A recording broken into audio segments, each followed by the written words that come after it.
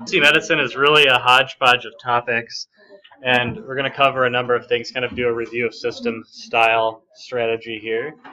And this is an area I've worked for several years. It's something I like, but there is a lot to it, although it's a lot of stuff we've already covered, so that's the good part, I guess. Okay, so first let's talk about some of the basics, stuff people are going to get before they end up in the hospital. So we'll talk about paramedics. Anybody paramedic EMT background in here? Okay, cool. So there you go. Okay, so like we don't know that.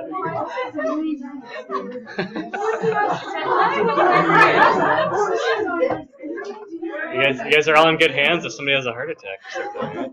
All right, so you can get. All right. So paramedics and EMTs, different health systems have different standards. So, for example, like an EMT paramedic combo is usually what's commonly found in ambulances. So, like Alina ambulances use that combination. Hennepin County, however, you have to be a paramedic, so they also have 2 medics in the ambulance. The difference is paramedics have more training, and they have a bigger scope of practice, and specifically from what I'm going to talk about, what I'm interested in, they can give more medications. And so paramedics can give really almost anything you can think of that you might need in a very short emergent period of time, and including narcotics for pain management and sedation. They can do not full intubations, but semi-patent airway, advanced airways. You can do, of course, reversal things like dextrose for hypoglycemia, Narcan, sedative paralytics if they have to intubate somebody.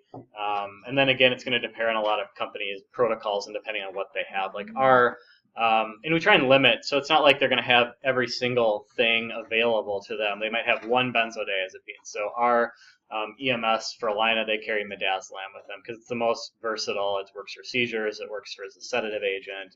It's just a nice one to have for multiple different situations. But different, organizations could certainly have different medications that they give. Okay, so with that being said, access is important. So giving your drugs is important, and make sure that access is paramount. So don't dilly-dally with the IV. If you need to give an IO, you need to give an IO. Have you guys talked about IO so far? Okay, so you've seen videos, the fun drilling and stuff. Have you played with the drills at all? No. Okay, you get to do that. I think, well, we get to do that during our ACLS. They're kind of fun. I've never actually seen one given. We usually have like an IV team with us in the hospital so they can get access pretty easily. Or EMS has already put an IO in, so we're using one that's already done. So I rarely ever see them actually done in the emergency department. It's either coming in, they're on one, they have one installed already. So it's a good way to get it really fast. It's a central line. You can give anything through an IO with the exception of like some odd, really large molecule like blood products and things, but it is a central line. Give fluids, you can give TPA even for strokes through. It's not ideal, but you could do it. So there's lots of things you can give. So don't think about it as a limiting factor whatsoever. Volume may be limiting somewhat. Pushing a big bag of fluids might be trickier through that versus like, a normal access. But other than that, for small doses, pretty easy. So we're going to start with rapid sequence intubation, or RSI.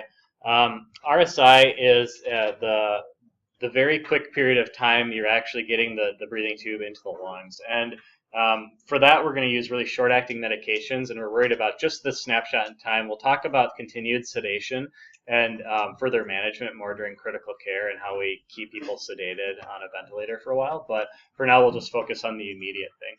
So we intubate people for a lot of reasons. Mostly they have some sort of respiratory distress, or they're sedated. They can't protect their airway. Maybe they aspirated something, or there's a number of conditions that could apply to that. Overdoses, neurological deficits like a stroke or something. Cardiac arrest, of course, would almost always require an intubation. Rapid is rapid, so this should be a really quick thing. Should take only a minute or two. Of course, if you haven't ever intubated somebody, it might take you a little longer, and some people are really tough to intubate. Not that I know anything about this, but I've been in the room for hundreds of them, and I know that some people are just really tough to intubate. You might need a couple different providers to give it a shot. There's tons of different equipment. Everyone has their own strategy. I'm not going to talk about that, but we will talk about the drugs. They're pretty uniform. Most people use the same set of drugs. So induction is just a word for inducing sedation. So induction agents are short-acting sedatives. And so the common, well, probably the most common one we're ever going to use is etomidate. Etomidate's a really short-acting sedative. It lasts about maybe 10 minutes, maybe a little bit less than that. So it gives you enough window to get your intubation done. The nice thing about it, it's a non-barbiturate medication. It doesn't really cause any excess effects on hemodynamics. You don't really get any blood pressure changes. You might get slightly hypotensive, but usually it's thought of as more of a blood pressure neutral product. Ketamine is an alternative, and ketamine would be a good medication for somebody who's really hypotensive and you didn't want to push their pressure down any further. Because ketamine, if anything, will cause blood pressure to go up a little bit. It's a nice short-acting sedative, and it works quite well for this situation. Most, like an EMS, generally they aren't going to have. Well, actually, Hennepin County might have started carrying ketamine on their regs because of psych emergencies. That's a whole other topic, which we'll get to in a few slides here. But anyway, ketamine's a short-acting sedative which you can give. But again, etomidate more common. It's just a little bit more friendly. Ketamine, people can have dissociative reactions to it and hallucinate in bad ways with it, so it's not always the best choice. Propofol is something we like for continuing sedation, but in the short term, for an RSI, you want that sedation really fast. And propofol, while it's got a pretty fast onset, is a little slow. It's much slower than etomidate. And by much, I mean like you're talking 30 to 60 seconds slower. So not a lot in the grand scheme of things, but when you're trying to get an intubation done, it can make a difference. When everybody's ready to go and you're waiting for your patient's drugs to kick in, no one likes that. And people all look at me like, why didn't you give them enough drug, or did you underdose them? So I'm always making sure that we're using the right drugs. So at Abbott, we always have pharmacists helping with these things. So they kind of push the drugs on us, but at other facilities or wherever you go, if you're in a smaller hospital, smaller ER, urgent care, probably won't have that. So anyway, propofol could be used, but it's a better agent to start to continue sedation versus actual induction. We usually don't use it. And propofol, out of all these three, is going to be the most hypotensive agent that we're going to have. So people with unstable blood pressure, low blood pressure, not going to be a good choice for them. And then you have fentanyl and midazolam, so also good short-acting sedatives. We usually don't use them on their own for this. They're more of a synergy item. So if somebody was in some kind of, let's say if you work in a trauma center and somebody was obviously in an accident, there's a lot of pain going on, maybe a little bit of fentanyl on board wouldn't hurt, because none of these medications have any analgesic component to them. So that could be something to give to benefit the patient. We're talking about conscious sedation here in a second, and fentanyl can be a good synergy for like reductions, hip reductions, shoulder reductions, because it helps with that analgesic component, where these medications really just sedate people. They won't remember they had pain per se, but they still are going to have quite a bit of pain. Midazolam can be useful if somebody's got maybe if they're seizing at the same time and you're trying to intubate. Think about synergy with other benzodiazepine type things. If they're really agitated, could be a good thing to use as well. If they're agitated and thrashing and not protecting their airway, potentially they might be a candidate for midazolam intubation. But again, probably going to be a synergy thing, not necessarily the sole medication. So that's the first thing. This is important. You always want to sedate somebody first and then paralyze them, because if you paralyze somebody while they're awake, they're probably going to freak out. I mean, think about it. If you all of a sudden you lost control of your whole body, not going to be very happy. And actually, you can watch you can watch people's blood pressure sometimes. If you give a sedative agent and then you're paralytic and the intubation takes a while and your paralytic starts, or your etomidate starts to wear off, but your sedation, or your, sorry, I keep mixing these up. I can't talk today. So your sedation starts wearing off, your paralytic's still on board. You can see the blood pressure kind of spike really suddenly if you're watching them on the monitor. And it is very, very noticeable in the experiences I've had. And it's suddenly like, yep, we need to rebolus this person with some more etomidate or start a drip of something. Continue that sedation, make sure that the patient isn't aware of the paralytic component. Okay, so why do we paralyze people? Because it prevents complications such as jaw clenching, gag reflex, and patient movement. Oftentimes people aren't going to need sustained paralysis. We only sustain paralysis in very certain situations, and I'll talk about that a little bit more during critical care. But for now, just know that during RSI, we want quick paralysis and we want it to wear off fast. So that's why succinylcholine is a really popular drug. It's got a super short half-life, a few minutes, maybe max of 10 minutes. It's a very short-acting paralytic. So this, again, makes your window of time to get the intubation done quite short, because you're giving etomidate and succinylcholine. You've got 10 minutes maybe to get your stuff. So you want to get all your stuff ready. Tell your whoever nurse or pharmacist or whoever's getting the drugs ready, make sure that they're all ready to go. You don't want to start intubating before the drugs are there, of course. You don't want to wait until the drugs have been on board for 5 minutes before you start intubating either. So time it all together. That's why it's rapid sequence. You do everything very sequentially and very quickly. So you push your induction agent, you wait a few seconds, you push your paralytic. And succinylcholine is good. There's a couple contraindications to it, which we sort of went through last fall a little bit. The biggest thing to remember is high potassium. So people who have like rhabdomyolysis or are at risk for a lot of tissue damage, like big trauma where they've gotten like a limb crushed or something like that, where there's going to be a lot of potassium possibly leaking into the circulation, systemic circulation, you're going to see maybe elevated K. Other people would be people who have missed dialysis and are in like a cardiac arrest, likely going to have high potassium. That's probably the reason why they're in arrest. So those are people that we don't give sucks to because it can increase that potassium further. And most people we give it to, it's going to increase pretty much everyone's potassium somewhat. Usually it's transient and non-clinically relevant. But if somebody's already elevated or they're on the border, we certainly don't want to make that situation worse. So that's where sucks is a big contraindication. So think hyper K is a negative with succinylcholine. So fortunately, we have rocuronium as a good backup. The problem is it's a slower onset, and it also lasts quite a bit longer, which can actually be nice, especially if you have a difficult intubation. Sometimes we'll start somebody off with succinylcholine, and if it's tough and we have to get multiple riders in, we're doing multiple trials of intubation methods, they might rebolus with rocuronium or vecuronium because they're a bit longer acting, give you some more time to work. So rocuronium doesn't have any contraindications. So when succinylcholine works, you depolarize the motor end plate. It's similar to the way acetylcholine works, but it sticks on that end plate longer and depolarizes for a longer period of time, which prevents your body from being able to form new action potentials, and therefore you get a paralytic effect. This eventually just goes away, but it will perform paralysis that way. Whereas rocuronium actually just blocks acetylcholine, so it's an antagonist, and it'll bind to the receptor site and prevent acetylcholine from binding to it. Whereas succinylcholine is kind of like an acetylcholine mimic, just stays on that receptor longer. So think of it like an over-agonist, and then rock would be a direct antagonist, if that makes sense a little more. But anyway, rock's a longer acting. There aren't really any contraindications to rocuronium or vecuronium, so you don't have to worry about hyper K. If you get somebody in and you're thinking hyper K, you aren't sure, that's going to be your drug of choice. Problem with rock is it does take a longer time to work. So I've had people stare at me like, why isn't this working? Well, give it some time, give it like a minute to kick in. So you might get a little bit of a delay there, where you're trying to intubate, or your physician you're working with is trying to intubate, and they're just not getting anywhere because the jaw's super clenched. Well, that rock takes some time to start working, where the sucks kicks in really, really fast. How big of a time?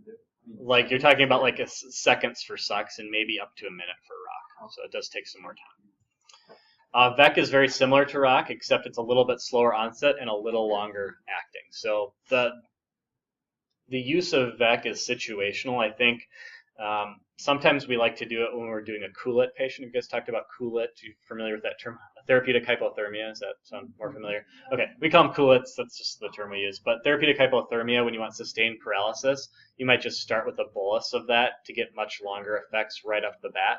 Where you're going to keep somebody on a drip of cisatracurium or atracurium to sustain the paralysis. And that can help bridge the gap better than the other two because it's got a few more minutes of time on board. So again, situational. We're rarely using VEC outside of that. VEC you have to reconstitute. It comes as a powder, which takes some extra time to prepare it, whereas the other ones are all liquids already. So when you're talking about fast and minutes of time, that does actually make a difference, believe it or not. And then again, atracurium, cisatracurium, sustained drips and infusions. We usually don't use these as single agents. We're going to use them. You can bolus somebody with them, and they're going to work, but we like them more for sustained use. They're not as fast acting, and they do last a little bit longer too. So they just aren't as suited for the rapid sequence portion, but better for the sustained portion. So we'll come back to those. I'll talk about therapeutic hypothermia a little bit more during critical care, and we'll talk about that more then. So I don't know what other institutions do, but we have these kits built in Alina that are called RSI kits. So they're all designed to have the standard medications. So you've got etomidate, rocuronium, and succinylcholine. They have the ketamine dosing on here. However, ketamine is not, it's a controlled substance, so we don't just keep it in these kits. There's more security around it, so you'd have to take it out separately. But like in our emergency department or ICUs, we stock these kits. So if they need to intubate somebody fast, they can run and grab it. They've got all the medications right there. It also has 2 of these things called phenylephrine sticks, and these are just a small amount of phenylephrine. In case somebody's blood pressure drops a little bit, you can give them a little bit of peripheral vasoconstriction to help support that. It only lasts a few minutes maybe, but it might be enough to keep their blood pressure up out before the medication wears off. So the medication's going to wear off eventually, and then they should normalize, but this can help you get through that process. And you can see, like, we put all the dosing on here, so there's all the make per kg. So we try and help out the staff. I mean, again, we have pharmacists at these things, but not always, and not in all places in the hospital. So it's designed for nurses to be able to use easily too, and providers to be able to dose off of. All right. Any questions on RSI before I talk a little bit about conscious sedation?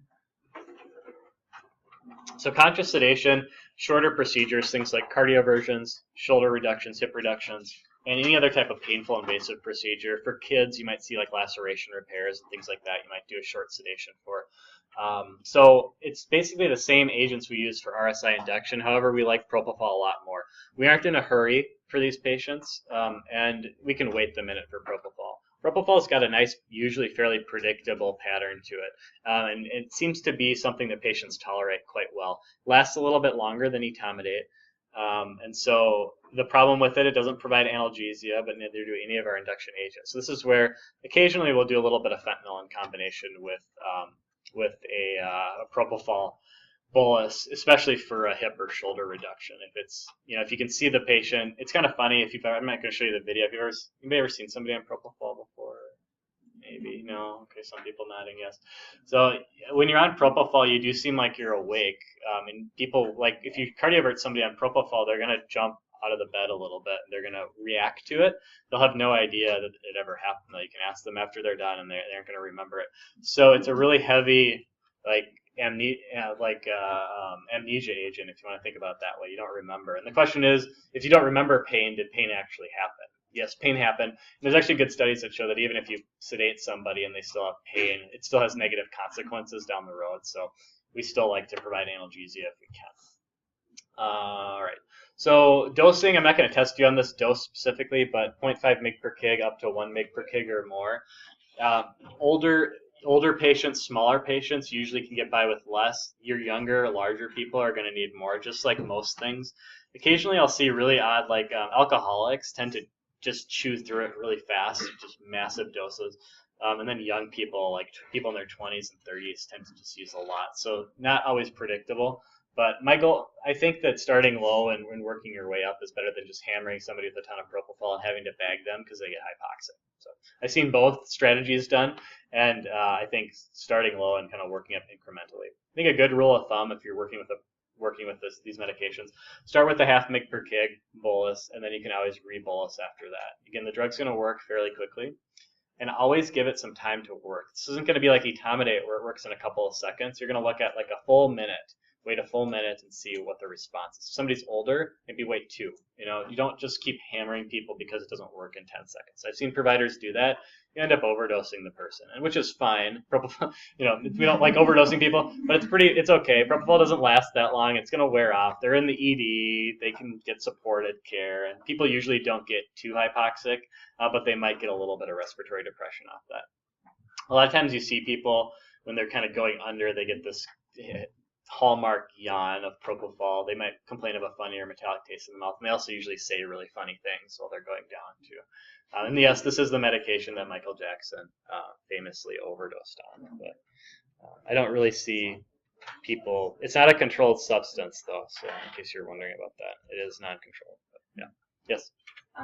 Once the tube's in, do they continually sedate them? Yes. So usually we'll start somebody on a propofol drip right away in most cases. That's what you said. Yep. If they're hypotensive, fentanyl and midazolam is a good combination. That's not very hemodynamically won't really affect hemodynamics that much. But yeah, propofol is the preferred. Okay.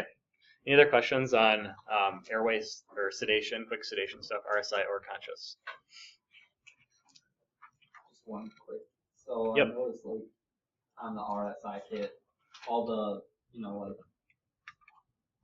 dosage ranges are all like mg per kg and stuff like that. Mm-hmm. So do you have to like figure out how much they weigh, or is there kind of like a standard? This person looks like they should get this much. No, usually you would Yeah. either estimate a weight or we have a lot of times you have them on a weight bed in those rooms, so you can do it like just tear it and figure that out. It's not always it's not an exact science, Okay, so that's why a lot of them have a range. So usually I say, well, that person's probably like 70 kilos, or that person's 100 kilos. Usually I ask the nurses because they're pretty good at eyeballing that stuff. They're like, how much do you think this person weighs? Because I'm terrible at it.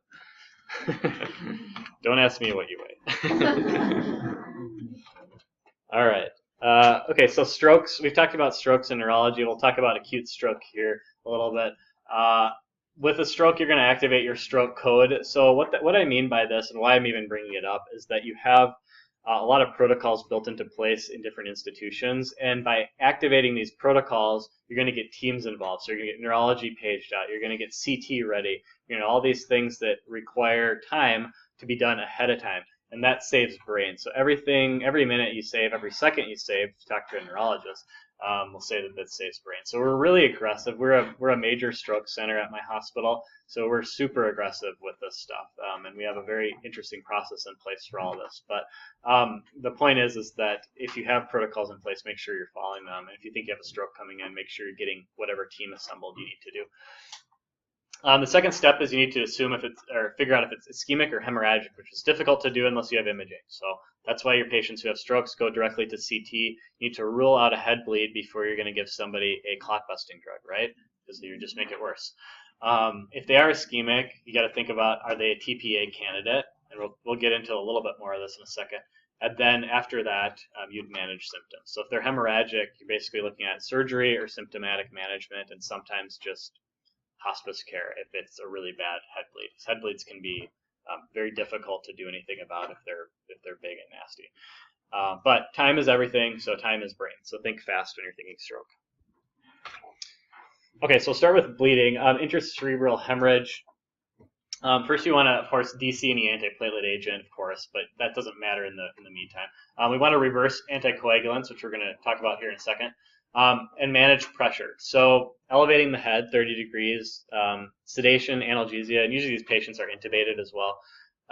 And then for patients with low Glasgow coma scores, like less than 8, we're usually going to give some sort of solute to help pull fluid off the brain cells and into the systemic circulation. So that's either going to be mannitol or hypertonic saline. Mannitol's been the gold standard for a long time.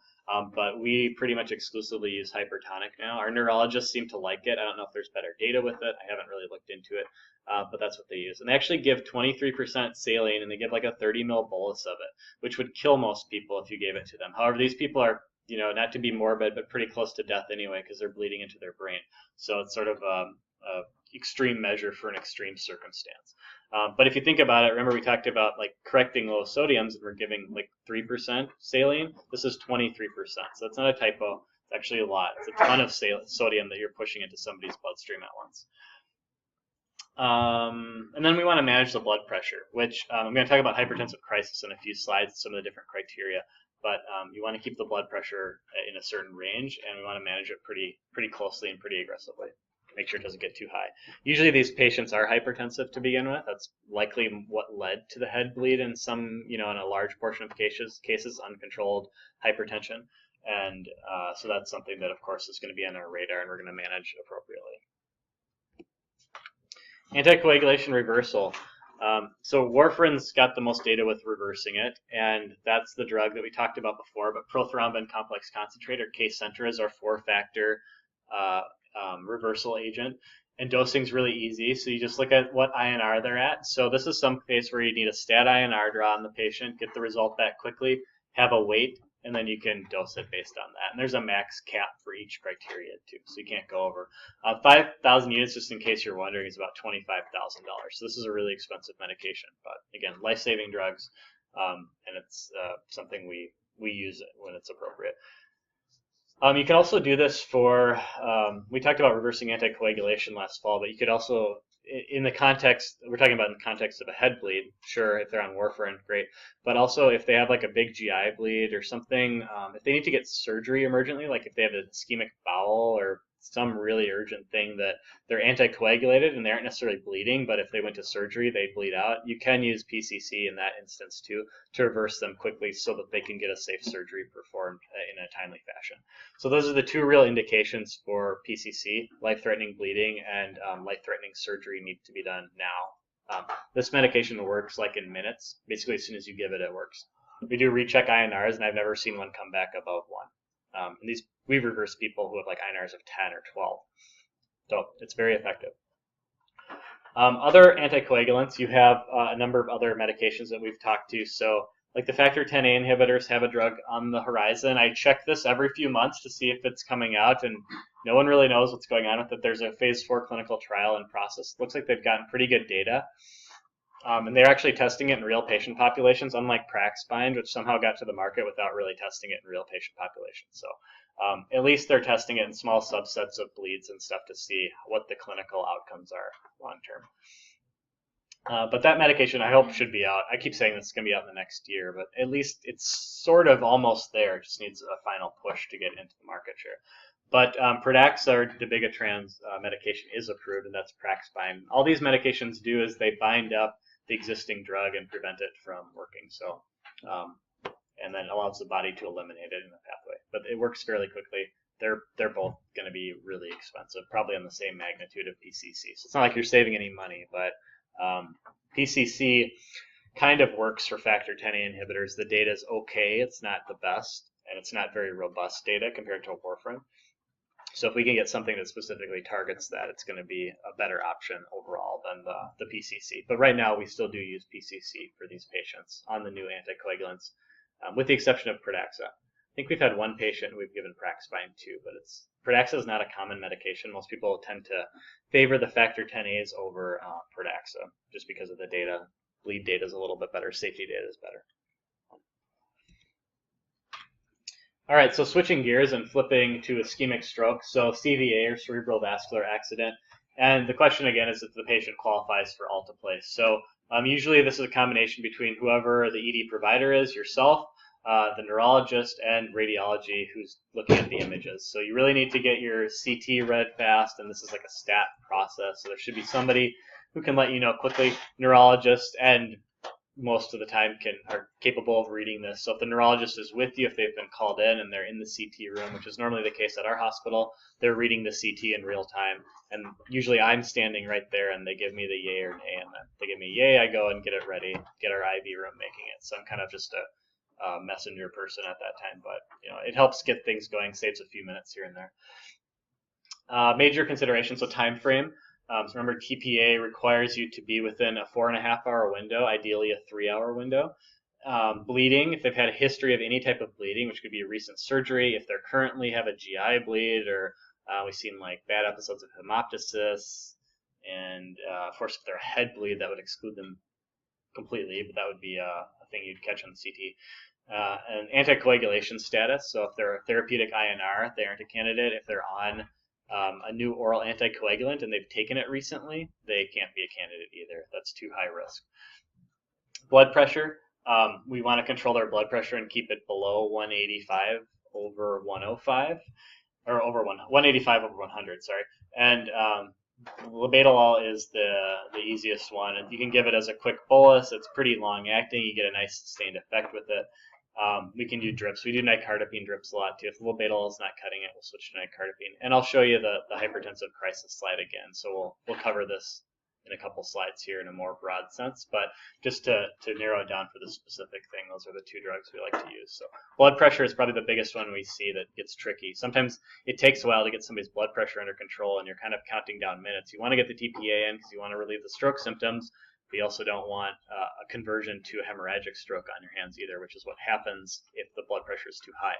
So you need to take all those safety measures into perspective here. So, all right. Any stroke questions, either the hemorrhagic or ischemic side? Migraine is pretty straightforward. We've talked about migraine already. Remember, a general strategy, we want to try and avoid narcotics. We want to use whatever home meds they have. So do they have a home dose of a triptan that they're prescribed, and have they maxed out on it? If maybe they ran out of it and they haven't taken it at all, well, that gives you a good window of opportunity to either A, give their triptan, or B, you could try dihydroergotamine, which is maybe a little bit more of a potent medication. If they've had either dihydroergotamine, which would be unusual, but if they've had a bunch of triptan throughout the day and maxed out on that, you can't give the DHE, remember, within a 24-hour window, due to that vasospasm, coronary or vascular, cerebral or vascular vasospasm. NSAIDs, compazine are kind of like your second line trial that could work. And then you've got valproic acid, steroids, and ultimately narcotics. Those are sort of the algorithm you'd move through. And again, we've covered this before. No new drugs here really, but just talking about it as far as like an emergent situation and how you treat an acute migraine. A lot of these patients are coming in. This isn't something that's new to most people. Occasionally it might be, but usually they've been worked up by a neurologist. This is something they've seen before. A lot of them have a treatment plan where they say, okay, you come in and you're going to get, whatever, compazine, ketorolac. A lot of times it's all of this stuff minus the narcotics. So it's like you get these 4 medications, and that's your treatment plan. So it's not like it's really all that specific to people, but the dose can change. So a lot of times they, again, will have a specific order set that they have. That's sort of a standing order with their neurology clinic they come in with.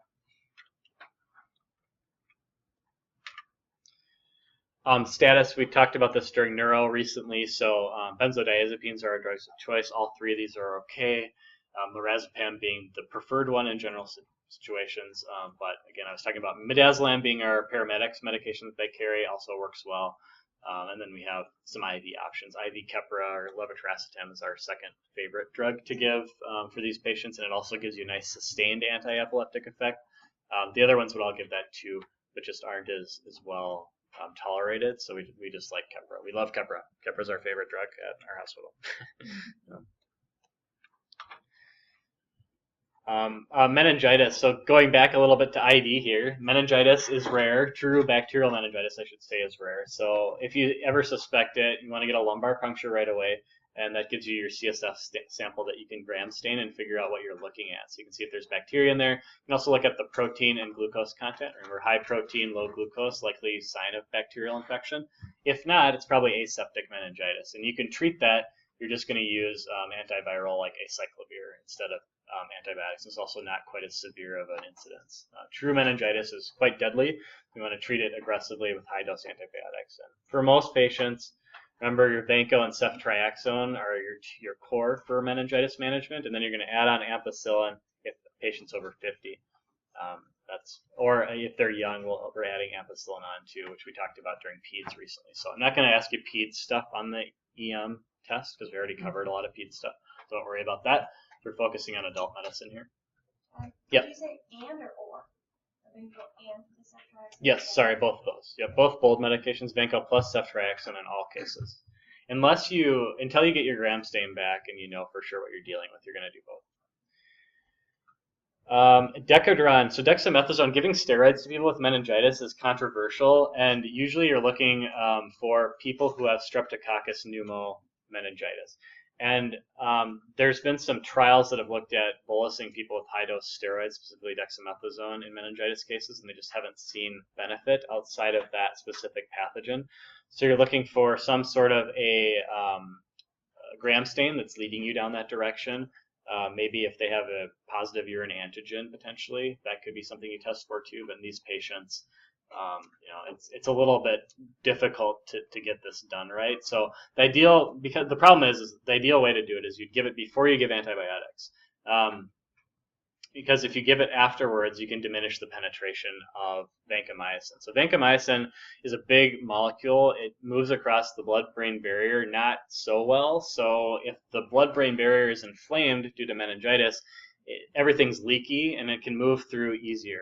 Whereas if you give an anti-inflammatory medication like a high dose of steroids, you're decreasing the inflammation, therefore you're making those junctions tighter and it can't get through quite as easily. So it's kind of interesting that the recommendation is to give before, but yet you might diminish the penetration of one of your key antibiotics. So this is a controversial thing. I'm not saying we give dexamethasone to people, but if you knew they had a streptococcal infection for sure, like maybe they had a strep pneumonia that went south because somebody only gave them azithromycin.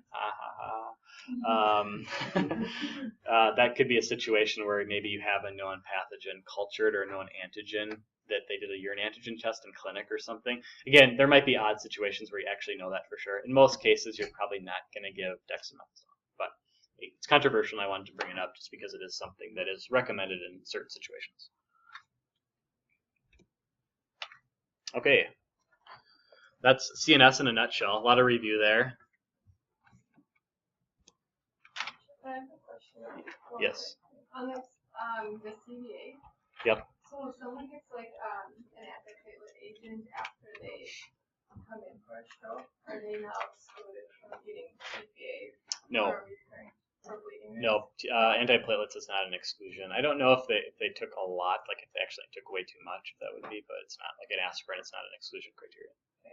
If you have really low platelet counts or something like that, that can be exclusion criteria. There are some like CBC type of restrictions there, but no, taking aspirin is not an exclusion.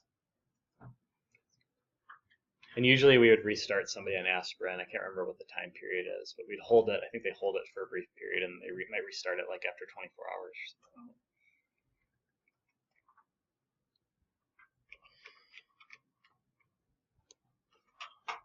Okay, so this ties into a couple things we just talked about. Hypertensive crisis.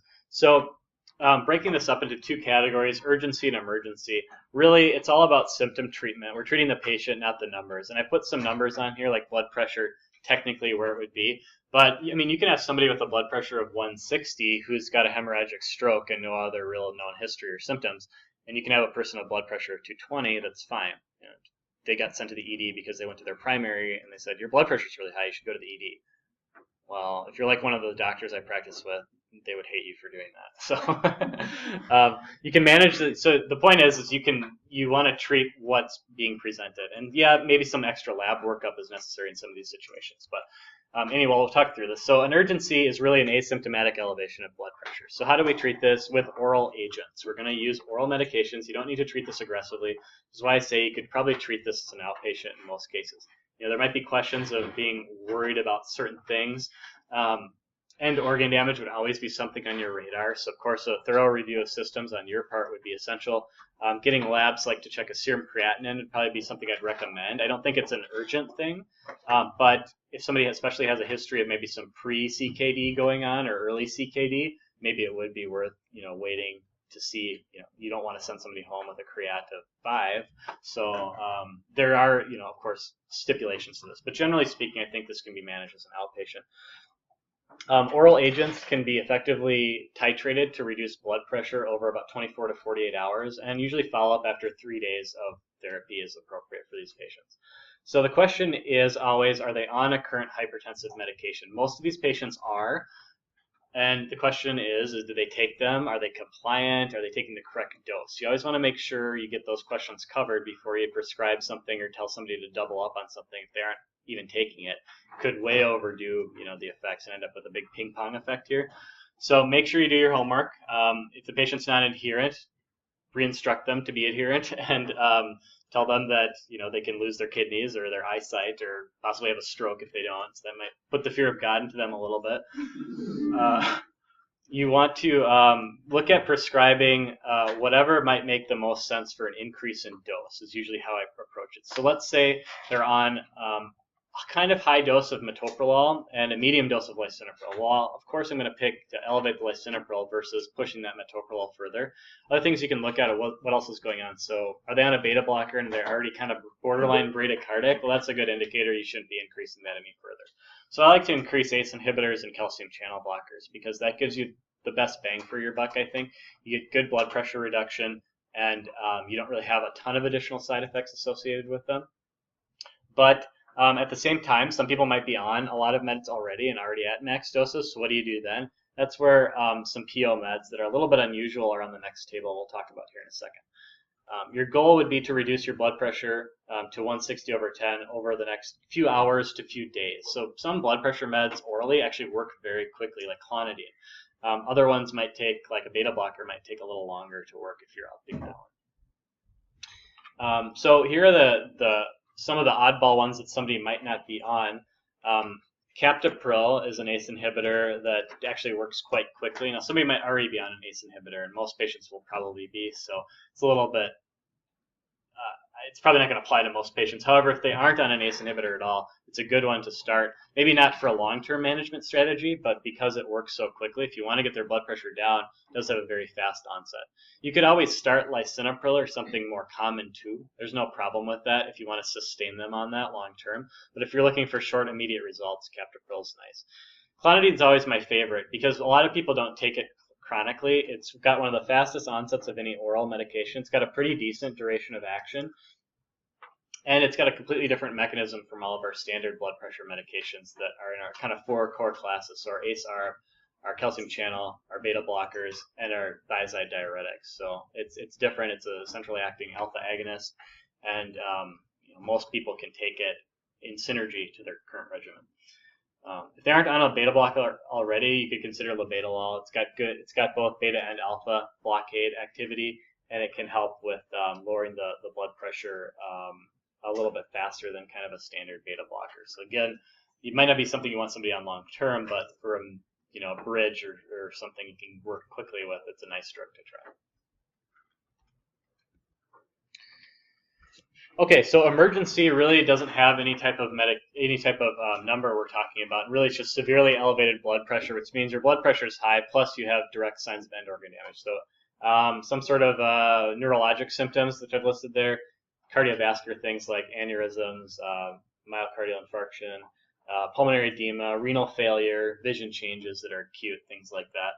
So again, you could be 160, you could be 220, it doesn't matter. We aren't talking about numbers here, we're talking about treating the signs and symptoms. So we're going to treat this aggressively with IV therapy, and I've got some tables here to show that. The goal is within the first hour to get about 10 to 20% reduction in MAP, so we're looking at more aggressive treatment than our oral outpatient therapy, and 2 to 3 hours, about a 15% reduction in MAP. You want to control the blood pressure over about 24 hours to maintain that MAP. Then hopefully maybe you can start looking at converting to oral regimens or titrating things so that you get more of a stable long-term plan in place. I've broken this down based on certain presentations people are going to have, and it looks kind of complicated, but really there's a couple key things here. Basically, for most things, you're going to be looking at beta blocker plus something else. So we like beta blocker. For example, with the dissection, you're looking at a beta blocker plus nitroprusside. Nitroprusside is a really powerful peripheral vasodilator. It decreases preload and afterload. It's really potent. The problem is if you give it to somebody, you're going to reduce their peripheral resistance so substantially that, like if they have a dissecting aorta, you can end up with really intense reflex tachycardia that causes more shear stress on the aorta. Therefore, you can do more damage than good. So we want to block the beta receptors first. That also will help bring your blood pressure down a bit. Then we give this really potent vasodilator. That's the preferred drug. We've had people do nicardipine too. Nicardipine is really a versatile one that works pretty much anywhere. And it's just really easy to use in my experience to titrate, and it's very effective. So that's always a substitute, but nitroprusside is preferred for aortic dissections.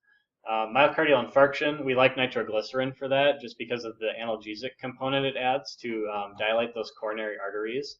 And specifically, it doesn't have a lot of systemic effects as much as like a drug like nitroprusside or nicardipine.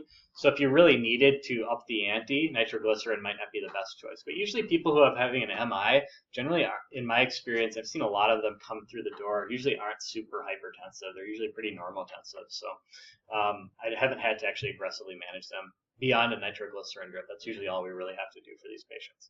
Rarely ever using beta blockers in these patients. Unless they're really tachycardic, then we might give them some labetalol or metoprolol.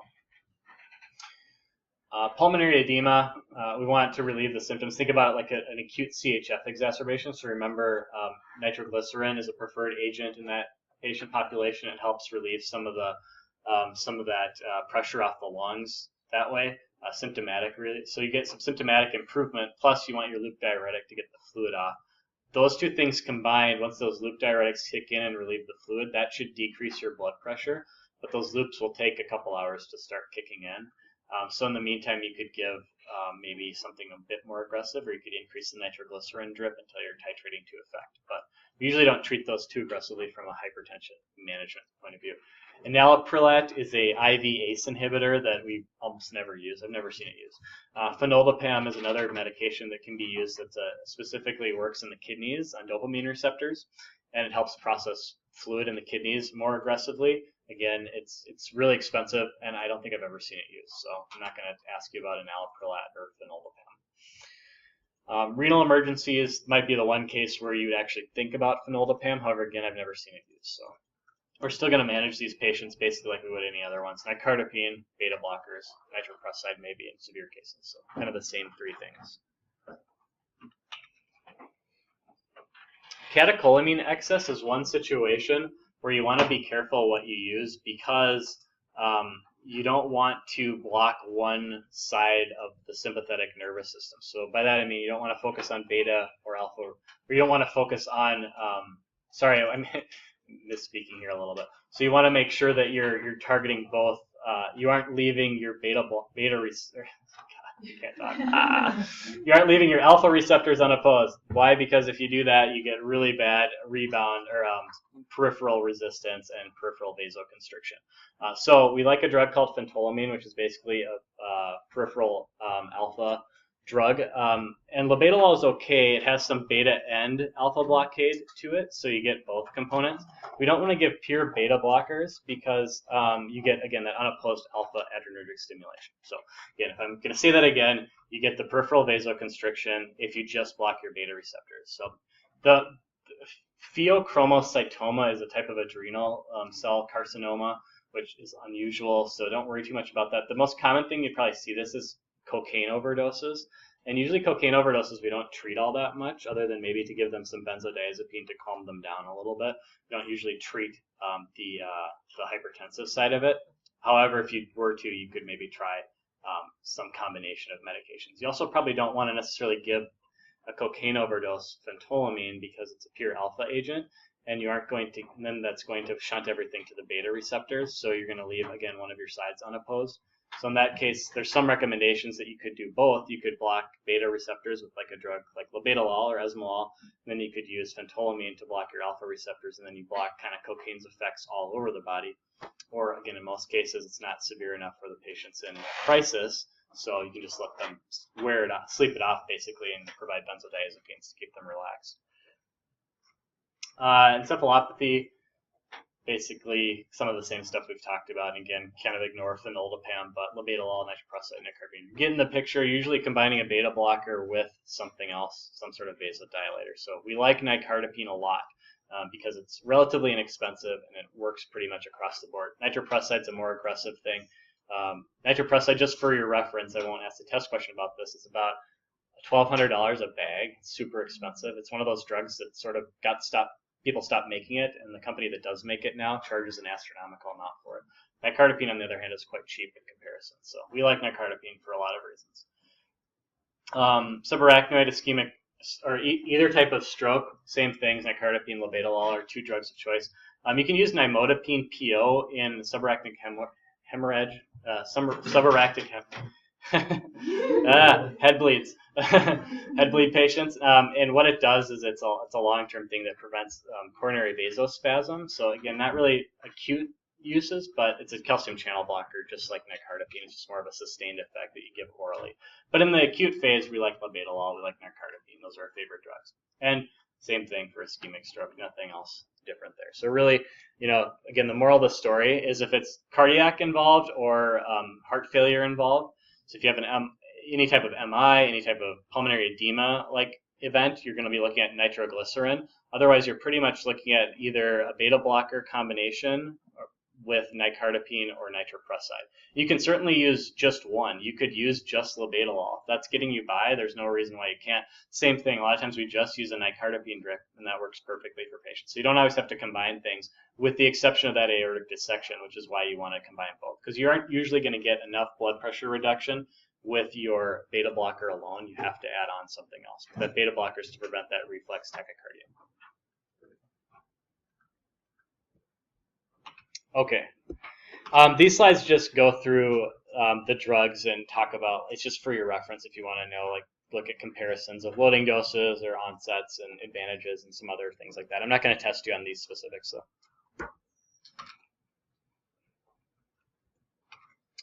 other than knowing the general class, right? You got to know that. So hopefully that's obvious, but I'm not going to ask you doses or anything like that. Okay, let's take a quick, let's do like a 5-minute break, and then we can come back and talk about ACLS. I mean, last fall, so nothing really new here. Basically, you've got pain management, so you've got nitroglycerin, which usually does the trick. Occasionally you might need morphine. Aspirin load, generally given by EMS, and then we usually do some sort of other antiplatelet load. So you can do any of these three are indicated. We use ticagrelor at our facility, and usually they start a heparin infusion or bivalirudin as an alternative. These patients aren't necessarily ones that will stop in the emergency department. If you have a cath lab in your facility, sometimes they'll just go straight there. It just depends on what's available or what's open at the time. But yeah, if they're tacky, you can use a beta blocker. Otherwise, that's pretty standard stuff here. It's all really fast, happens quickly.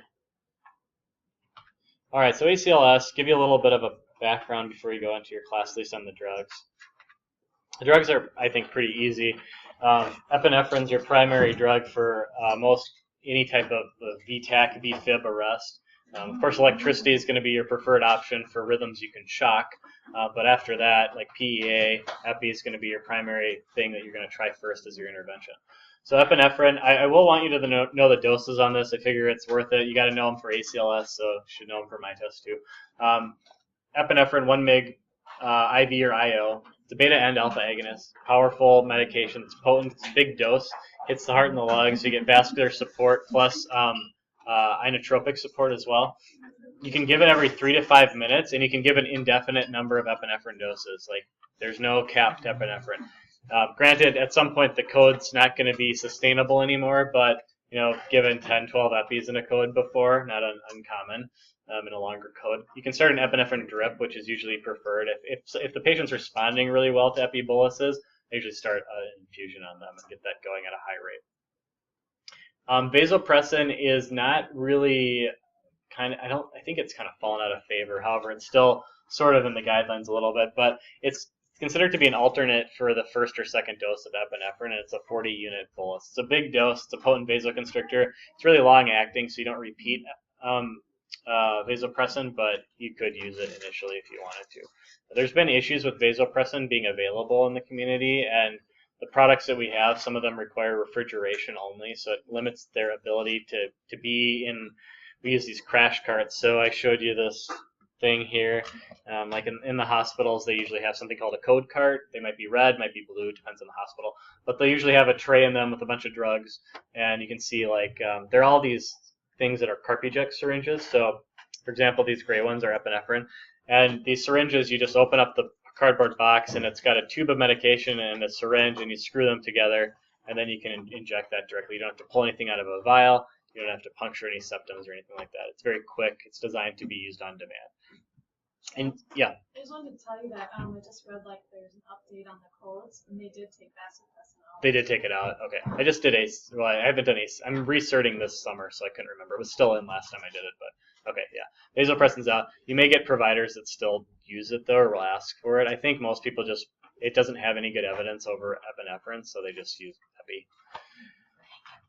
You can see the other things that are in here. There's atropine, which is the purple one, dextrose, sodium bicarbonate, lidocaine, calcium, and maybe some drips like dopamine infusions, lidocaine infusions. But we have some more things in our cart. We have norepinephrine, we have amiodarone, and we'll talk about some of this stuff here and where we use it. Bicarb isn't necessarily on any type of algorithm, and it's not a common medication. It's not a standard medication, so really the only dose I carry you would know about would be the epinephrine dose on this slide, since I won't ask you about vasopressin since it's out now. And I don't really care that you know what an amp of sodium bicarb is really. Bicarb is not an exact science. Usually when somebody's in an arrest situation, you have some sort of tissue damage going on, which causes an acidotic situation. So you're trying to pH balance the patient out and buffer them a little bit, which is arguably not effective to do with just giving somebody bicarbonate. But we still do it. It's relatively harmless at the time of a code, and again, it can possibly correct acidosis. It can also help in a hyperkalemic situation, which may be the precipitating factor for the cardiac arrest. Again, not technically for routine use, but I've never been in a code where I haven't given it, so it's pretty routine in the real world, but it's not like an ACLS med, if you want to put it that way. Atropine is another medication that's on your algorithm. It's going to be 0.5 milligram dose, and it's for symptomatic bradycardia. So this is another one that I'd expect you to know, and you will have to know for your ACLS test. You can give 0.5 milligrams every 3 to 5 minutes with a max total of 3 milligrams. They use the 0.5 to stay alive rhyme to help remember that. It used to be a milligram, and they changed it, so I think they're trying to convince people how to remember it. But for you guys, it's 0.5. It's easy to remember, I think. And really just for symptomatic bradycardia. They used to use atropine for pulseless electrical activity and asystole in some cases, but it wasn't shown to be advantageous. So it went out of the guidelines several years ago. But again, you might have some providers that still want to try it in a code like that. If you can't figure out a cause and your patient's dying, it's sort of like, well, what's one dose of atropine really going to make a difference? Maybe it'll help them. Probably won't, but it might be worth a shot. I've had some maybe older school providers want to do that during codes before, but it's personal preference, no evidence to support it. But really just for ACLS purposes, symptomatic bradycardia is the only thing it's used for. Calcium's another one, kind of like bicarb, where I almost give it in every code I'm a part of, but it's not technically a routine thing, and it's not something that is on ACLS algorithms per se. Usually just give an amp of calcium. Calcium can stabilize cardiac membranes. Remember we talked about hyperkalemia? This was one of the first drugs we give for symptomatic EKG change hyperkalemia patient. And that's why. And we can use this in a variety of code situations. You can usually get a potassium level back on a cardiac arrest patient pretty quickly, but so you can know maybe what you're treating, and we're going to get to that in a little bit here in a second. But at the same time, calcium can have benefits for non-hyperkalemic arrest too, potentially. And it's the odds of surviving a full cardiac arrest are slim, especially if you don't respond to electricity right away. So giving people drugs that may or may not be beneficial is a moot point. If there's some benefit that it might provide, it's probably worth a try to give it to the person. Dextrose, 50%, 1 gram or 1 amp is about 25 grams of dextrose. This is an easy thing to correct. If somebody's got low blood sugar, you're going to know. You can check that with a finger stick glucose very quickly, and you can correct that very easily with dextrose. So that's why we keep dextrose in our emergency kits. Not an ACLS med either, and I'm not going to ask you what an amp is, how many grams is it. I don't care. It's a lot of sugar at once. Amiodarone is another, there we go. Amiodarone's another ACLS medication. It's an antiarrhythmic that works really quickly if you give somebody a ton of it at once IV. Remember we talked about amio having a super long half-life, takes a long time for it to get therapeutic. Well, it turns out if you give somebody a massive bolus of it, it actually works pretty well right away. So we give 300 milligrams IVIO, and these are doses to know. This is ACLS stuff. And this is for pulseless VFib or VTAC if you're unresponsive to the shock, the first dose of epinephrine, and general CPR cycles that are going in between. So basically, if somebody's got a pulseless, shockable rhythm, you're going to try an electricity first. And in fact, there's some evidence that says you stack shock. So you do. This is an ACLS. We're getting into the weeds a little bit here. But you actually would shock multiple times before you do anything. Because electricity is really the best thing that's going to bring somebody back. Medications don't generally bring people back. Amiodarone, maybe it's an antiarrhythmic, but you could argue that, but electricity by far and away is what you want to push as fast as you can if it's appropriate. So for a shockable rhythm, I always think electricity first. Start your CPR after you do your shock, and then you would give a dose of epinephrine, continue CPR, try and shock again. That doesn't work, then you could try an amiodarone bolus. So you're kind of working your way down the algorithm. You're cycling through things, and every couple of minutes of CPR, you're either doing a shock or you're doing something else. That's generally the process of ACLS. Once you get past amiodarone, you're just in an epinephrine shock cycle over and over again until the person dies or you get them back. So for pulseless VTAC, for true cardiac arrest, you're doing 300 milligrams push. That's a ton of amiodarone, and you're just slamming it into somebody. If you have somebody who's got unstable VTAC but not a full cardiac arrest, so they've got VTAC, they're with you, they're talking to you, but they're symptomatic, they're anxious, they're nervous, they're maybe getting a little bit on the verge of going into an arrest, you can do 150 milligrams and do it over 10 minutes, so it's a slower bolus. The thing is, if you push amiodarone really fast, you can cause somebody to get hypotensive really quickly, which in an arrest we don't care about, but if somebody's still with you, you don't want to make things worse. So in that case, that's why you do the slower infusion with those patients, and a lower dose as well. Lidocaine is an amiodarone alternative. I'm not going to test you on lidocaine because I've never seen it used. It is an ACLS med technically, though. So amiodarone is by far and away the preferred agent. It's more potent. But lidocaine is something that's an alternative to amio. When you would actually use lidocaine is debatable. I backed up a pharmacist on one of our ICUs once, and the cardiologist wanted to use lidocaine. I'm not exactly sure what his rationale was, but again, I've never seen it done in our ER, and it's not really a preferred agent. It's an alternate for amiodarone if you look at the ACLS guidelines. So it's there. I don't know if you'll get any test questions during ACLS on it. You might, but it's probably worth knowing, but not for my exam. It's just not used all that much. Know that, I mean, for my purposes, know that it's an alternative, but I'm not going to ask you the dosing on it. Pressors can be given, so epinephrine, of course, we can use as our primary driver during a cardiac arrest. Norepinephrine is also an effective one, and we can create a drip too. So if you've got somebody who's come back from the cardiac arrest, they're responding well to the epinephrine, but they might need a little bit more support, you could add on another drip. So you could add some dopamine, you could add norepinephrine, you could add phenylephrine too. It really just depends on what type of synergy you're looking at creating here. Norepinephrine and phenylephrine is a really good synergistic combination to pursue long term. Keeping somebody on a straight epi drip for a long time is not a good thing. Your body can't sustain that much epinephrine over a period of time. If you crank them down on a norepi drip and titrate it properly, you can keep them on that for quite a bit longer and keep your outcomes good.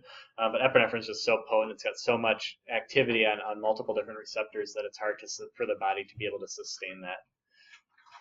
Dopamine's nice because it comes as a pre-made drip. It will be something that we stock in our crash carts, so you can grab easily and hang. It's a positive inotrope, plus it has some vascular support, so it's a nice one to start. Dobutamine would be situationally useful potentially for like a cardiogenic shock when you want some inotropic activity. Usually that would be something, I've never started a dobutamine drip without a cardiologist telling me to do so. It's not like something our ED providers are thinking, hey, let's start dobutamine. No one's ever said that to me. No one's ever recommended that, and I wouldn't necessarily recommend it either unless a cardiologist really wanted it for some reason. It'd be more like after the code you'd think about dobutamine. Dobutamine is not something you generally use during a code for most people. Okay, so some general tips for ACLS. There's, of course, a lot of other things to know other than medications, but knowing your algorithms and which one you're in is key to being able to navigate it successfully. Rhythms, heart rate, blood pressure, patient presentation are all important. Remember, they like to trick you. They'll give you like, hey, this person doesn't have a pulse, and then they'll give you an EKG that looks like normal sinus rhythm. Well, how likely is that actually to be real? But the person doesn't have a pulse, right? So that means they're PEA. So you want to treat the arrest accordingly, even though the EKG doesn't look like that. Electricity, and CPR. CPR are the two big things. So always make sure you're getting CPR started fast. Always make sure you're using electricity when appropriate. When you're in your supercode scenario, make sure you communicate clearly. And this goes for real life too. If you're ever in a critical situation where you're directing people, make sure you're assigning people jobs and communicating very clearly. And that goes for if you're a support person too. Like if I'm doing drugs, well, in a code situation, right? Pulling up drugs, preparing drugs, I'm giving them to my nurse, and I'm telling my physician or my PA that I'm giving them 1 milligram of epi. We're putting it in now. I'm in a situation where they kind of let me and the nurse run the show as far as medications go, and they'll ask me from time to time, like, well, what did we give? When did we last do our epi? Are we due for another epi? So just know who's in charge of things and make sure they're recording things at the right intervals. Always try and think a few steps ahead. So think about, as soon as somebody comes in with any type of cardiac arrest, you want to think about your H's and T's. Have you guys talked about those at all? Okay, so that's a big thing that ACLS pushes a lot. And they don't really test you on the treatment for H's and T's per se, but they will ask you. There's some things that show up on there, but as far as like hyperkalemia, understanding how to go down that road and treat those patients accordingly. One of my biggest pet peeves is that, so as an ancillary person in a code who has a specific role, just some advice generally, if there's other providers in the room, make sure you're on the same page. I've had 3 different providers tell me to give 3 different doses at the exact same, 3 different drugs at the exact same time before. I can't drop 3 drugs at the same time. So just make sure that, if you're there with another physician or a PA, and there with a cardiologist, there's multiple providers in the room, that somebody's in charge, right? Not all 3 of you guys can be in charge. It doesn't work that way. Somebody needs to be directing the ship. So just some advice there.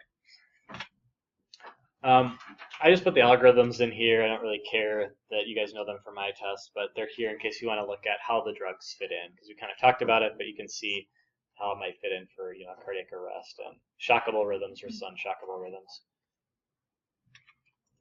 And then this is a more circular version of it that just shows you a little bit different of it. Got your H's and T's down here, so there's that.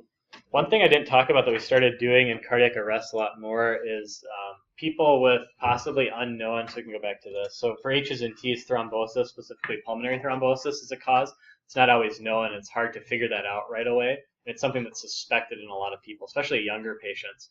So a lot of times we'll actually pushing TPA really aggressively during a code. So we give like a 50 milligram bolus, which is like half the dose you'd give to a stroke patient. We usually give that as a small bolus and then an infusion over an hour, and we'll just push this in to somebody because the PEA is killing them, or the whatever thrombosis they have is killing them. So we need to get that resolved as fast as possible. You can do everything else, but if they're in PEA or asystole and it's because of a PEA, the only thing that's going to save them is some sort of an intervention that removes that clot from the lung. So we give it really fast, even though that's kind of dangerous, and then we can repeat that bolus. There is actually some literature to support that too. So it is something we're doing more and more as a common thing in codes, which is great because it's super expensive and it's the bang for your buck is questionable whether that's actually valid or not. And a lot of times your patient might not even have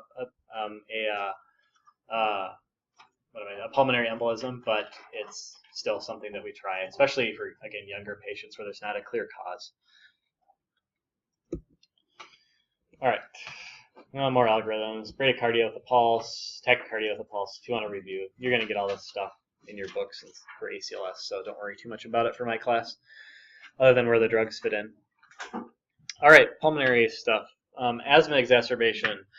Back to our respiratory things from last fall. Immediate relief is pretty much going to revolve around oxygen therapy and nebulization. So albuterol and ipratropium are going to be our primary medications here. You can continue like you can consider a continuous nebulization process, which is something you can get your respiratory therapy staff involved with helping with. They can give you continuous albuterol nebulization.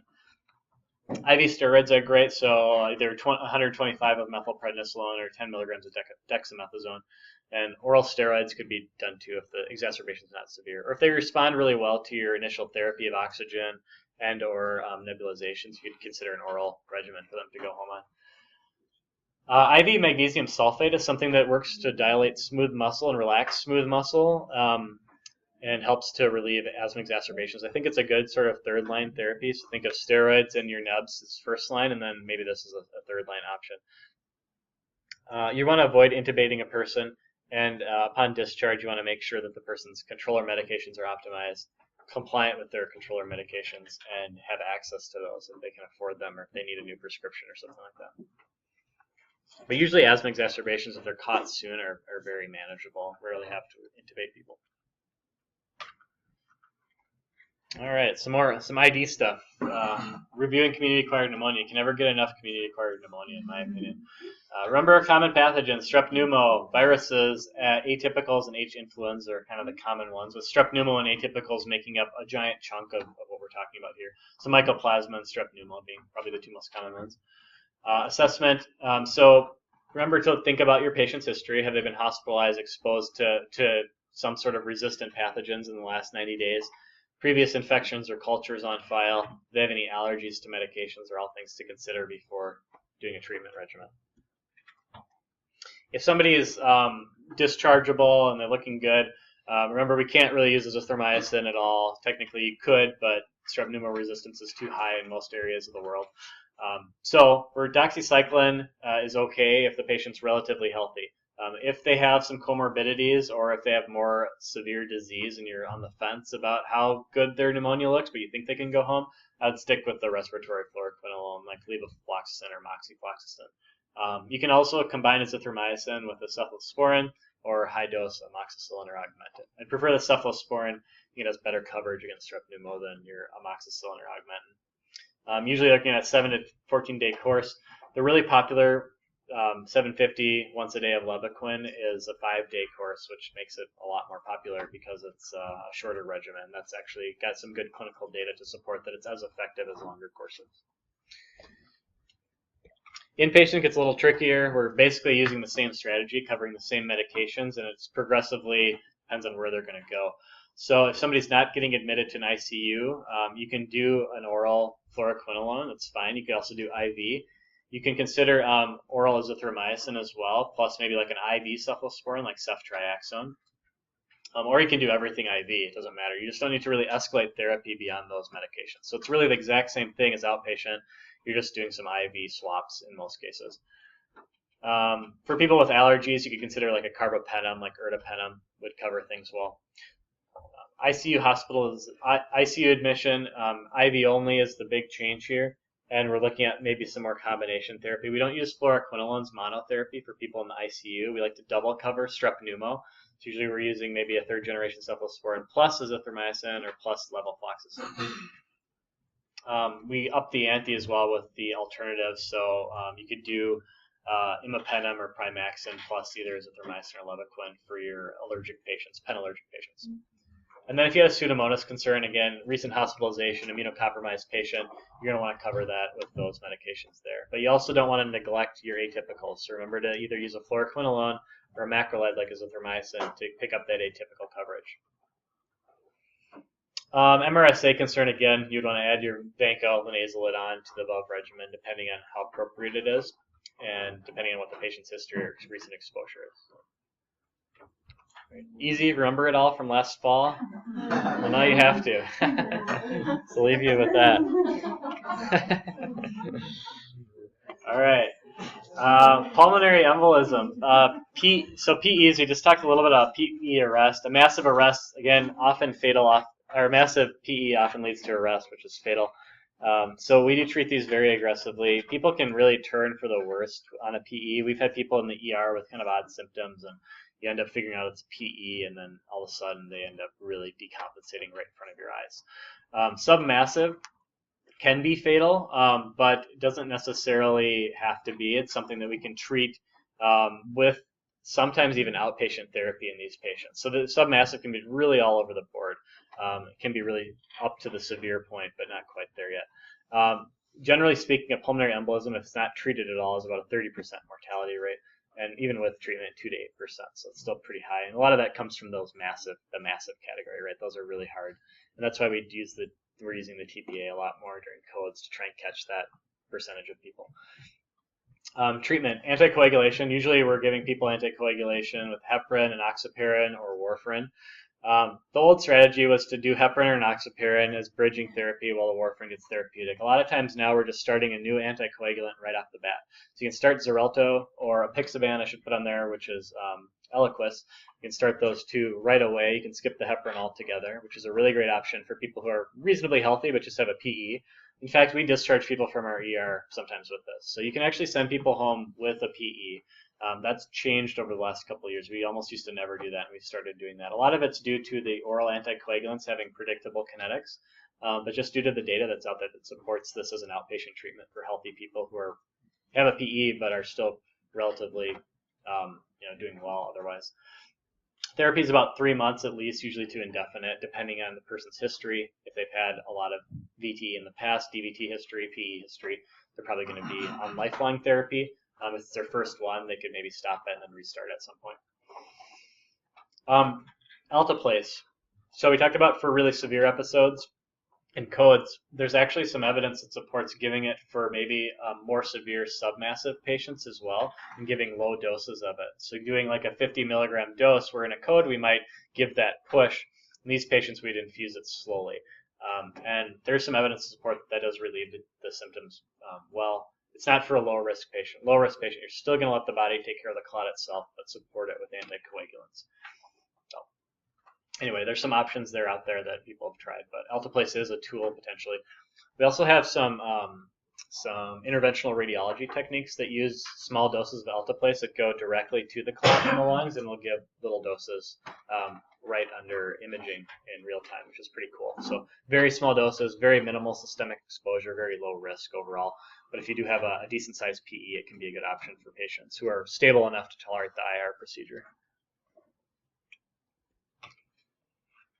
Okay, getting close to the end here. GI bleed, upper GI bleed.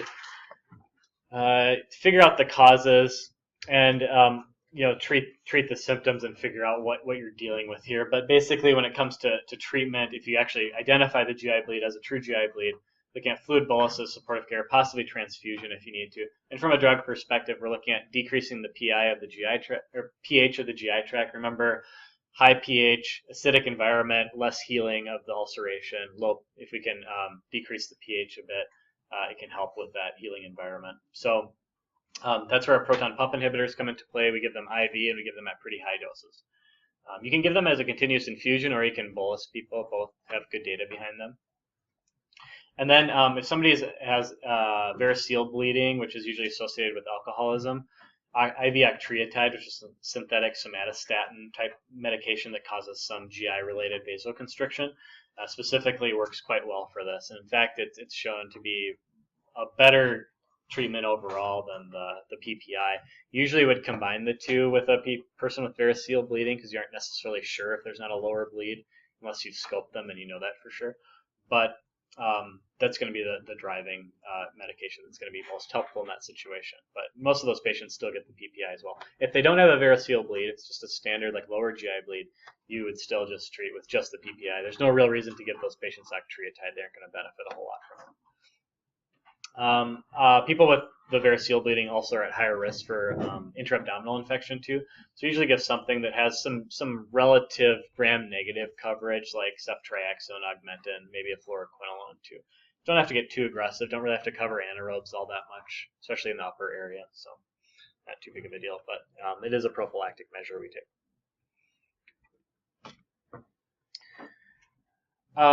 So urgent GI infection, diverticulitis, appendicitis, we want to cover our gram-negatives. And then usually for lower intra-abdominal infections, you're looking, especially specifically diverticulitis and appendicitis, you're looking at anaerobic coverage as well. So remember, what covers anaerobes great in the GI tract? Metronidazole. So we like to combine metronidazole with something else, which is usually a third-generation cephalosporin like ceftriaxone or Cipro.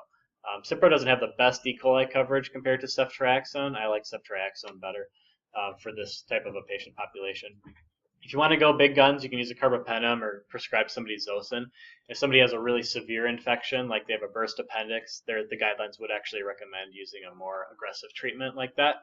But if somebody is, has appendicitis, they're going for surgery, they're otherwise relatively stable, stick with the lower stuff. You don't need to give somebody a really broad spectrum antibiotic if you can avoid it. Okay. Always consult with your GI people because they might have a totally different plan than you as far as antibiotics. That's my experience. My ER people will ask me what I want to do, and then the GI person says, "No, why didn't you do Zosyn?"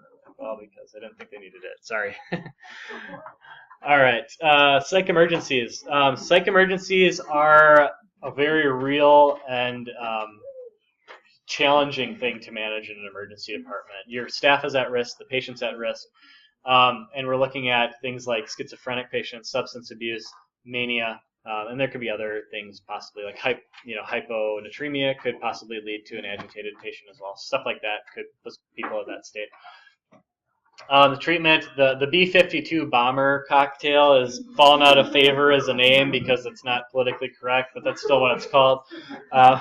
It's Benadryl, haloperidol, and lorazepam, and you can see I kind of bolded what it means. So B is the Benadryl, 5 is the haloperidol 5 milligram, and 2 is the lorazepam. So it does help to remember what's in it, I guess, so if you want to use it. But we don't call it that anymore, or we're not supposed to. So these are all given IV or IM. I think you can mix them all together, except the Benadryl has to be separate, so you can give them in 2 shots. Benadryl helps prevent the EPS from occurring with the haloperidol because you're giving a pretty high dose of it, so it helps with those movement disorders. Lorazepam is just an additional sedative agent that works synergistically, so you get some additional sedation, additional calming, anti-anxiolytic effects with that. You can give haloperidol by itself, but there's that EPS problem. Droperidol was really popular because it has less EPS associated with it, and it's a much shorter acting version of haloperidol essentially, but we can't get it, so I don't know why I still talk about it every year. I think it's hope that we might get it someday again, but it's there. Much more popular nowadays is olanzapine IM, and actually we recently allowed olanzapine to be given IV. So olanzapine and haloperidol, interestingly enough, if you look at the vials, it says do not give this IV, give it IM only. But there's some off-label studies that have supported safety, that have safety data to support that you can actually give that formulation IV. A little nervous, but you'd think you're injecting it one way or the other, so what does it matter? But anyway, you can give both IV or IM, and that's getting more and more common to see people giving olanzapine IV because it's got a faster onset, of course, that way. We also do that as a side note for nausea more and more for an additional bump. We give the IV ODTs, if somebody's not super agitated but a little bit agitated and they're willing to take an ODT tablet, you could try the ODT dissolving tablet for the olanzapine. There's other second generation dissolving tablets as well, but olanzapine's very potent antipsychotic, relatively decent side effect profile in the short term. Talked about Zyprexa or olanzapine having a lot of weight gain associated with it and not being a great long-term med for schizophrenia, but in the short term you don't really worry about those long-term metabolic consequences, and it doesn't have a lot of EPS associated with it. So it's going to sedate somebody for sure, but at the end of the day it's going to work a lot safer of a capacity than your B52 standard. And then getting much more popular is IM or IV ketamine. This is a big gun that will take down even the most agitated person. And I mean that seriously. Like they give really whopping doses of IM ketamine to people, and it works very effectively. This person's going to be probably knocked out for a while after that, but it is an effective option. When you have somebody who's severely agitated, taking 5 of your staff to hold them down, multiple security guards to hold them down, you need something that's going to work a little bit quicker than the average gun. So that's an option that we're seeing used more and more. So you can thank Hennepin County for that, because they kind of pioneered that in the area, and we caught on a little bit later. We kept getting these patients coming into our ER, Hennepin EMS, and they're like, yeah, we gave them 500 or a gram of ketamine. Like, oh, I was like, wait a second. That's a huge dose, in case you're wondering. A little scary, but it's become more commonplace now. Shock. We're going to talk a little bit more about shock during critical care. So usually it's just blood pressure support and figuring out what type of shock it is and whether you have to do inotropic support or not. So septic shock, fluids, pressors, cardiogenic shock, looking more at inotropic support. Depending on their blood pressure, you could add on the pressor or not. So again, we'll get more into that next time. Actually, 2 times from now. We're going to talk about tox next time. Sepsis, shock is the first thing you're going to manage. So manage that blood pressure. Fluids, first line, and then start your pressors after that. And then your antibiotics are key. Getting antibiotics, getting blood cultures done right away, in fact, obviously going ahead of that. As a provider and the person ordering the medications, it's something to be keenly aware of, making sure you're getting those blood cultures in. And then antibiotics, stats. So we're giving broad spectrum antibiotics. We're not really caring about what the patient's history is too much, as long as we aren't giving them something they're allergic to. We want to get them broad coverage and get it fast. Sort of like in this environment, if you work urgent care, emergency, you're going to want to do a strategy like this and leave it up to your colleagues who work hospitalist or long-term continuing care to figure out how to tailor that therapy. But for you, make sure you get in the broad spectrum stuff quickly. So that's basically what we're doing. We're looking at something that covers Pseudomonas and something that covers MRSA. So that's really your options there. Nurses always ask me, what should I start first? I always start the gram-negative option first. It covers way more things. The only reason we're giving Vanco is for the off chance they have MRSA, which usually doesn't happen, but you want to cover for it just in case. So really the lion's share of what you're targeting is going to be covered by your gram-negative broad-spectrum agents there. And those will also cover your non-resistant, like Staph aureus MSSAs too. So really, again, Vanco is just an MRSA agent. Survivingsepsis.org. It's all the sepsis guidelines. The criteria is here. So remember, when we're talking about sepsis and shock, you're looking at criteria that involves sepsis criteria plus your end organ damage, which leads you to severe sepsis. Septic shock involving that evidence of end organ damage, plus you have direct signs of, or you have hypotension present too. And then you get even more severe where the hypotension is not responding to fluid boluses, which is going to require pressor support. Anaphylaxis, epinephrine IM or sub-Q is the primary choice here, and then we treat it kind of like a asthma exacerbation. So you're giving nebulizations to help open up the lungs. You're giving steroids to help with the inflammatory processes. Benadryl to help with the histamine response, and famotidine also. Remember, our Benadryl blocks histamine 1 receptors, which if you have a lot of histamine circulating in the body, shunts it to histamine 2. You can end up with kind of a nasty GI thing going on with a lot of increased acidity. So that's why the famotidine helps with that. It's not necessarily going to do anything for the anaphylaxis. It's more of a preventative measure. Just one side note about EpiPens. They're super expensive, as you guys probably all know from lots of news media coverage on this. They do come in ampules as well. You can crack an ampule and pull it out in a 3 ml IM syringe or a syringe and just give it somebody a shot. It's like a quarter for an ampule. Now, we don't give that to public because it's a little bit hard to do in an emergency, but that's what we use in the hospital. So you aren't going to get an EpiPen when you go into the hospital for good reason. And this is what EpiPens look like. There was this product called AviQ, which I think actually is back on the market now. They took it off because it didn't actually work, which is a great product not to work, right? But it talks to you, so you press, I think you like pull off the bottom of it and it starts to tell you exactly what to do. Whereas the EpiPen, you actually have to look at the pictures. None of these things are complicated to use, but believe me, I know 2 pharmacists that have accidentally stabbed themselves with EpiPens because they thought they were using a testing device and weren't. So I say they aren't complicated to use, but you do get the average, well, maybe non-average person that ends up doing that. Actually, one of the people is very smart, so I shouldn't joke about her, but I think it's kind of funny. All right. Hyperkalemia, we talked about this a little bit. So calcium with EKG changes, your dextrose for prior to your insulin as a preventative measure. If the blood glucose is already really high, you can avoid your dextrose. And then insulin's your driving agent here. Remember, insulin gets potassiums back into the cell. Bicarb, albuterol nubs, they're optional. If somebody is a slightly hyperkalemic but not symptomatic, Lasix is a good option to help process some of that through the kidneys and waste some of that extra potassium. And then you can work on the GI tract later as sort of a continuation of measures. So sodium polystyrene, which is KX later, Kinax, as a long-term strategy, but it's not going to work acutely. All right, is that it? Ooh, DKA, yeah. Treat with insulin. Really much else to say. The kind of opposite applies to what we just talked about. You want to make sure you're watching that potassium. That's probably the biggest thing in an acute thing. If you get a DKA patient and you're in an ER and you're like, okay, I'm going to order we have these insulin infusion protocols that are all nursing driven based on blood sugar checks. But sometimes the potassium gets missed. If somebody's got a low K already, it can be really detrimental, of course, to start a really high dose insulin infusion on them.